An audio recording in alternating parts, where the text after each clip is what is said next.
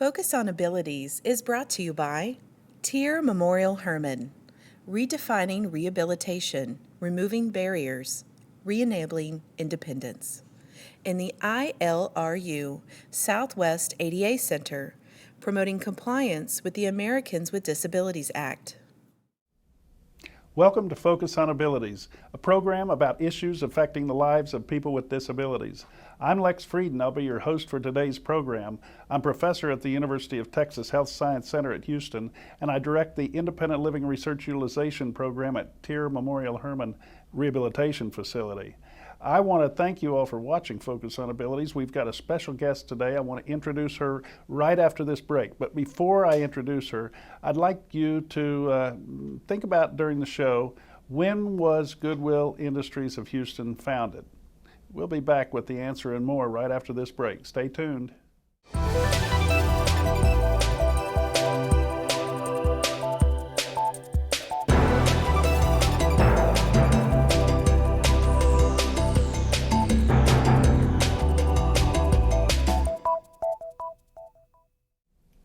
This is Focus on Abilities on HTV. I'm Lex Frieden. We've got a wonderful guest today. On today's program, we're going to meet Kym King. Kym, welcome to Focus on Abilities. Thank you, Lex. Thanks for having me. Kym, your title here at Goodwill Industries is Director of Public Relations and Community Affairs. That's a mouthful. We can't even put it all on the screen. What in the world do you do here? Well, it is a long title, and it's a really exciting job. My team and I here at Goodwill are responsible for telling the Goodwill story, letting people out in the community know what Goodwill is, what we do, who we serve, why we're here, and we do that in a number of different ways. We advertise, we place stories in newspapers and on radio and television. We do campaigns.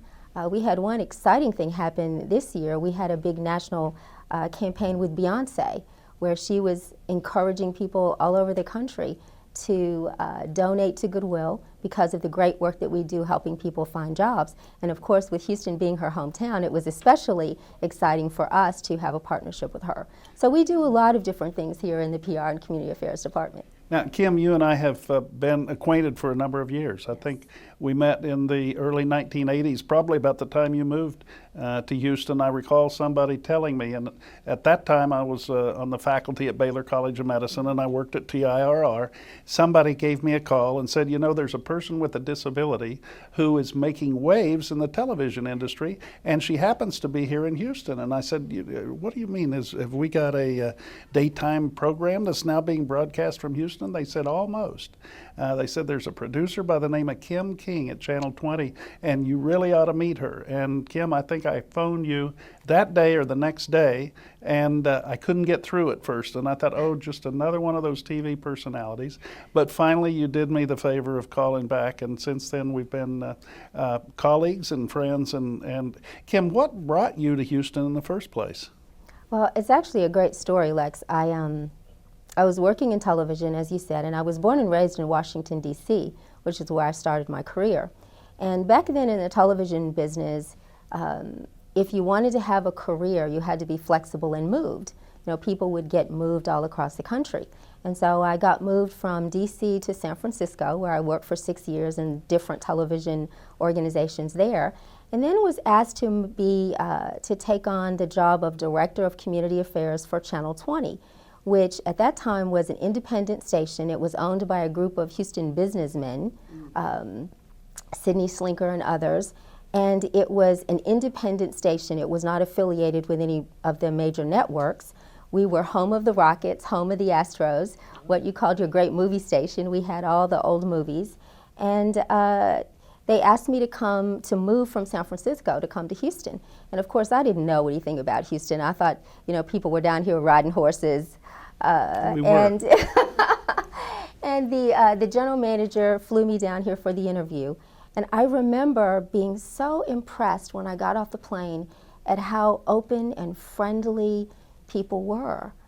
You know, I used to tell a joke when I first came here. If you get off the plane in New York and you don't know what time it is, you ask a stranger and you say, can you tell me what time it is? And they say, what do I look like to you, a clock? But if you get off the plane in Houston and you ask a stranger what time it is, they'll say, "Oh, poor thing, are you lost? Would you like to come home for dinner?" And I moved here to take a job at Channel 20 with the intention that I would go back to San Francisco in 3 to 5 years. I would help them get the station off the ground.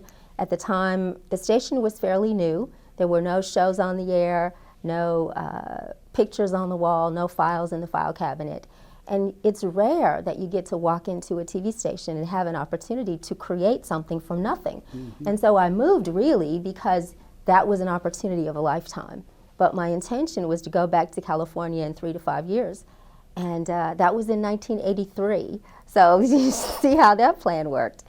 And the reason I've stayed here is because Houston is an amazing town, and I've made some of the best friends I've ever had in my life here. The opportunities are unbelievable. I mean, I've worked for 2 mayors of the city of Houston. I've worked with you, one of the icons in the disability world, worldwide, and I've done some really great work that I'm very, very proud of. So Kym, when that person called me and said you were in town, mm-hmm. they thought I would be interested because they said you had a disability. When I met you, it didn't seem apparent to me. And I'm not even sure why it was important to them or why they mentioned it. I'm glad they did encourage me to meet you. Mm-hmm. But only later did I learn the extent of your disability, and I wonder if you would mind sharing that. No, I'd be happy to, because, you know, it's real interesting that one of the challenges in the disability community is that there are people like me who have significant disabilities that impact the quality of their life, but the disability is not visible. And so oftentimes people will not have an appreciation for the challenges that you go through in your life as a person with a disability because they don't see the wheelchair, or they don't, your blindness is invisible, or your hearing impairment isn't something that they can readily, experience. And so it has been, I think, a challenge for me and other individuals with disabilities who have chronic health conditions, which is what I have, because your disability just is invisible. But I'll tell you what happened to me, Lex. I was not, as a person with a chronic health condition, I was not as conscious myself of my role in the disability community until I moved to Houston. And what happened was, when you come to a new town, one of the great ways to really learn the community is by getting involved in nonprofit organizations. And that time, I was asked to be on the board of the Houston Center for Independent Living. And that was really where my education on disability began. I served on the board there. I met Peg Nosek. I met so many of the other people who were involved in the disability community, Gretchen George, who was the first director of the Mayor's Office for People with Disabilities, and others. And then when I had the opportunity to come to work with you, and you were working on the Americans with Disabilities Act, and then the federal definition was an important thing to clarify so that if there was a legal case involved, there was a way to really determine whether or not a person fit this definition of being an individual with a disability. Yeah, Kym, I want to talk about exactly the implications of that for you and for other people with progressive impairments, systemic impairments, and chronic illnesses. First, I want to take a break, though. We really thank you for watching Focus on Abilities, and we hope you stay tuned because we'll be right back with more from Kym King.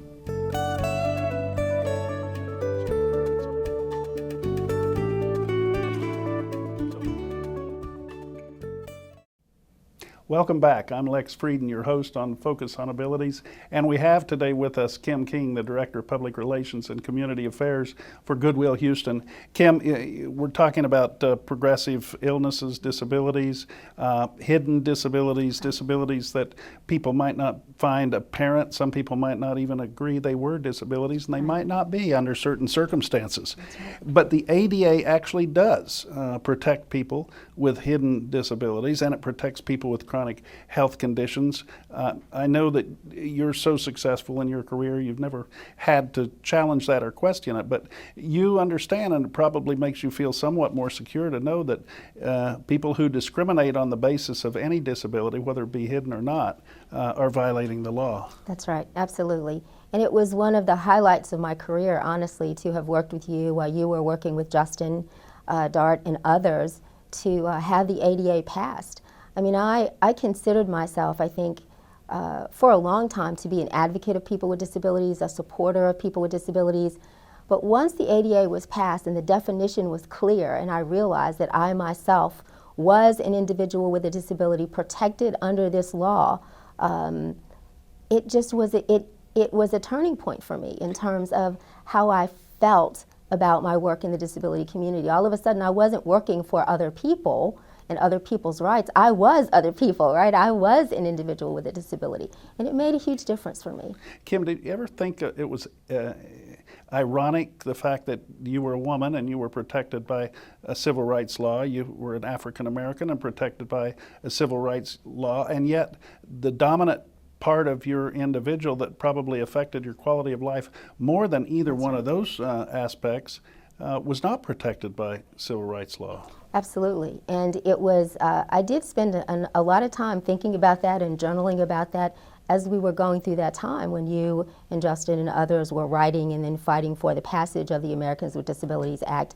I think one of the things that, when I look at my life, I think one of the things that I feel really good about is that being a woman, an African American, a person with disability, I think gives me a perspective that a lot of people don't have in terms of this issue of diversity and inclusion, right? And so I think it's a gift for me, honestly. I think it is a gift that I have had the opportunity to be in all of those communities. But to really answer your question specifically, I think it was pretty ironic that the thing that has impacted my life the most, the challenge that impacted my life the most, I was not protected until the ADA was actually passed. Now, Kym, you've had a marvelous career. Before you came to Houston, you had a career that most people in the television industry would love to have. And then after you got to Houston, eventually you did research work, you did some independent film and video production. You did PR for a national program that the Robert Wood Johnson Foundation sponsored, and eventually you became director of the Mayor's Office on Disability. Many great opportunities. Which one of them do you consider to be the one? Which one do you value the most? Well, Lex, that's kind of like asking you what child you like best if you have more than one child. I don't know that I could say I liked any of them the best. Each one of them has brought such blessings to my life and given me the ability to help improve the quality of life for others, just in very different ways. I mean, you mentioned the Robert Wood Johnson Foundation grant. You got $8.4 million from the Robert Wood Johnson Foundation to support independent living centers. If my memory serves me, it was 11 centers in 9 states. And we did some amazing work together as we went around the country helping these independent living centers strengthen their financial stability so that they could then serve individuals with disabilities in their communities better. It doesn't get much better than that. Your service for the mayor of Houston, though, was notable, and you actually served during a time when we made some great leaps forward. I think while you were the director of disability services working in the mayor's office, our city was actually acknowledged for being one of the preeminent disability-friendly cities in America. Yeah. Well, and you know, I just recently met the current director of the Mayor's Office for People with Disabilities and told him he was a member of a very small club. There's only 6 of us that have ever directed that office in the history of our great city of Houston, and I am really proud to be one of them. Yeah. The work that you're doing now with Goodwill is obviously important to you. You spend a lot of time doing it. You're really committed to it. I've heard you talk about it. You're very knowledgeable about the organization. You've found some challenges doing PR for Goodwill, haven't you? Yes, actually there are some challenges. Whenever you do public relations for any large organization, there can be challenges. But let me tell you the thing I love about Goodwill the most. Every single day that I come to work here at Goodwill, we have the opportunity to change someone's life. You know, we have a tagline that we use here, changing lives through the power of work. And it really is true here at Goodwill. I'll tell you a story. We recently produced a video where we highlighted one of our clients. This is a gentleman who served our country, a veteran, came home, was not able to figure out how to translate his military service into civilian work. And he was out of work. He was living in his car, homeless, until he found Goodwill. And the Goodwill job counselors that we have that work at our Job Connection Centers are the best people I've ever worked with in terms of their commitment to serving other people. They helped this gentleman not only figure out how to translate his military service into civilian skills, but they were able to put him in the dream job that he had of being a federal security agent. And so here's this man on TV, because I love TV, I've done TV and I'm excited to be on this show with you. He's doing an interview with us for a video that we're doing, and he's practically in tears talking about how he thought that Goodwill was just stores and donation centers and clothes that people donated that they didn't want anymore. And little did he know that Goodwill was helping change people's lives the way it helped him. And that's why I come to work every day here. Well, and your job as communications director for Goodwill is made a lot easier by people like that who have stories to tell like his. Absolutely, absolutely. Kym, we want to talk more about your job here and what Goodwill is doing in Houston. But first, I'd like to take a short break from the program. Please stay tuned. We're watching Focus on Abilities on HTV. I'm Lex Frieden. We'll be right back with more.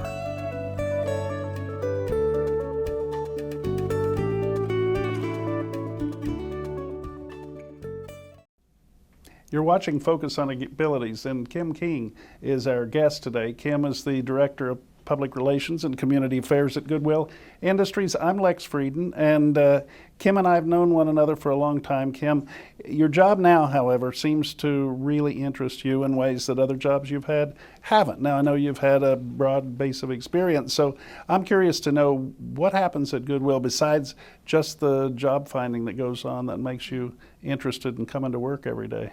Well, let me tell you and your viewers an equation that we use here at Goodwill that will help you understand sort of what it is we do here. So the equation is this: donate plus shop equals jobs. When you donate to Goodwill, the money that we raise by selling your items in our store goes for creating jobs and helping people find jobs. Now, let me interrupt you and just clarify one thing. And I've had the opportunity to talk to your boss, Yes. Steve Luffborough, the CEO here too. Both of you have used the reference to the word donate. And it's my impression you're talking about donating clothes, furniture, things like that. That's but right. You also don't mind receiving donations of cash for people who don't have clothes and furniture to We love receiving donations of cash, Okay. absolutely. So any donations, those in cash and those that people make in your contribution centers, That's right. those are somehow turned into productive lives. Doesn't make sense to me. Tell All me how right, it so happens. let me explain it to you further. So every time we open a Goodwill store, we hire approximately 25 people. We now have stores from Huntsville all the way down to Galveston, 48 stores at this particular point in time. So we create local jobs. Now, you said you hired 25 people. Are they all people with disabilities? They're not all people with disabilities, but they're all people with barriers to employment. So if, for example, you were a veteran and you are looking for a way to jumpstart your career now that you're back from, service to your country. If you are a young person, for example, and you did something stupid while you're in high school, you got involved with the juvenile justice system, and now you're trying to get back to school, get your life back on track, we have programs that serve you. If you are an older worker and you thought you were going to retire and then the bottom fell out of the economy, we have programs and services that specifically help you. So what we do here at Goodwill is we serve people who have barriers to employment. Now, we started here in Houston in 1945. And when we started, we specifically served people with physical disabilities. That was really the population that we served. Back then there was no ADA. Employers were not hiring people with disabilities to the extent that they are now. And so Goodwill was one of the few places, if you had a disability, where you could really go and work. What's happened, though, as the Houston community has grown and the needs of this community has changed, Goodwill has expanded its services to meet the growing needs of the community. So while individuals with disabilities continue to be a very important part of our client population, we now serve the other groups that I was telling you about: veterans, older workers, young people, anyone who has a barrier to employment. Now, it's important for people to know they can walk into any of our 6 Job Connection centers if they are unemployed or underemployed, and we will help you, but we specialize in helping people who have disabilities and other barriers to employment. Kym, if somebody goes to an employment center, does that mean they're going to get a job working in a Goodwill store? It may and it may not. In addition to hiring people at our own stores and our donation centers, we have Job Connection service centers that train people. We have vocational training, we have skills training, we do interview skills, we provide resume writing workshops. And so we help people find jobs with other Houston area employers and not just with Goodwill. Okay, so somebody with a disability who's knocked on all the doors, asked a lot of employers for work, they've never made the opportunity to do an interview, and if they have, they haven't got the job. They're out there, they don't know any place else to try. They should try Goodwill. They should absolutely try Goodwill. And there's a couple of things that I've heard you say they can do. First of all, if they haven't presented themselves appropriately to an employer before, maybe they haven't put forward their best foot or their best case, your people can help them do that. And secondly, if they have a bad job history, if they're not able to get employed because of something on their record or their past, you can give them the opportunity through your stores perhaps to get some experience, to develop a resume where they actually have the opportunity to get a recommendation if they try to work in the competitive environment. Absolutely. I couldn't have said it better, Lex. Well, Kym, the other piece of that are the contributions, and I think it is a circular kind of a systems issue that I understand now. People make contributions. The contributions are used because you've got to sell something in the stores. People work there, they collect the contributions, they turn it around to things that other people can use in the community. And I suppose very often the people who buy things from the store may be people who work for you. Well, let me tell you, I shop in the Goodwill store myself, and we have, in fact, there's a little rivalry here sometimes between some of the employees that work there. We come in with our clothes and people will say, "Oh, that's a great blouse you have on," or "a wonderful pair of slacks. Oh, I got this at Goodwill." So so sometimes we try to see who can have the coolest things at Goodwill. Kym, we're nearing the end of our program. You've already said Goodwill in Houston started in 1945. There's a long history there. I think what's more important, however, is what Goodwill is doing today and tomorrow. Yes. And I've heard you talk about now 48 stores. Are there more on the drawing boards? More on the drawing boards. There are also 42 separate donation centers, and the donation centers have their own staff. We have 6 Job Connection service centers, and as we move through the next few years, we're going to be adding more Job Connection centers, more stores, more donation centers, and more programs. Kym, if somebody wants to learn, if they don't know how to get to a center, either job center, donation center, is there a number they can call? Actually, there's a number they can call, but with technology being what it is, they can go to our website, www.goodwillhouston.org. Kym, it's been great to have you on the show today. And I just need to thank you for the contributions you've made to our community. You mentioned your service on the board to the Houston Coalition for Barrier-Free Living. That's the organization that operates now the Houston Center for Independent Living. And I'm sure you refer a lot of your clients to them and vice versa. Absolutely. It's wonderful to see how Houston works together to serve all of our people. Well, thank you very much, Lex. It's been great seeing you again, and it's been great being on the show. Kym, we'll have you on again, and we'll visit more. Perhaps next time we can have the benefit of visiting with some of the people who've received services from your program. And please feel free anytime. Thank you. And I want to thank all of you for watching Focus on Abilities. We'll be right back with a closing comment.